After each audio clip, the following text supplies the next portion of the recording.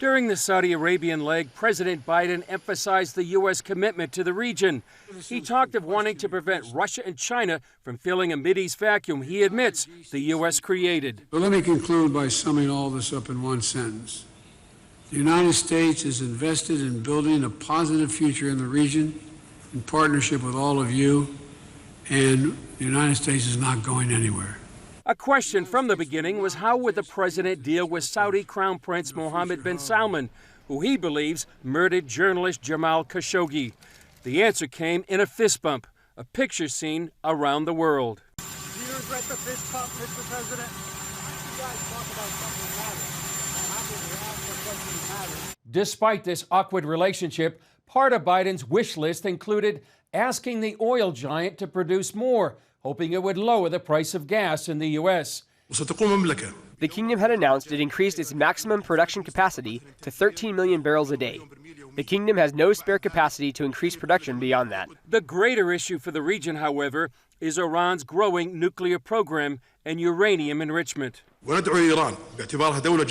call on them to comply with international law, to not interfere with the international affairs of other nations, to cooperate with the International Atomic Energy Agency, and to fulfill its obligations in this regard. Biden sees diplomacy as the best solution to stop Iran's nuclear program, although for some in Israel, that's not good enough. Certain key people in the IDF were really, as they say, freaked out by Biden's unwillingness to do anything at all to prevent Iran from putting nuclear weapons together and deploying them against Israel. Foreign policy analyst Carolyn Glick calls the Biden administration backward as it confuses friend and foe. Iran is an enemy of the United States that seeks its annihilation. And on the other hand, Saudi Arabia has been an American ally for 80 years. So it doesn't make sense why the Biden administration would want to give some sort of, celebrity discount to Iran and treat Saudi Arabia so harshly when the former is America's enemy and the latter is America's ally. As for Israel, with a caretaker government and upcoming elections,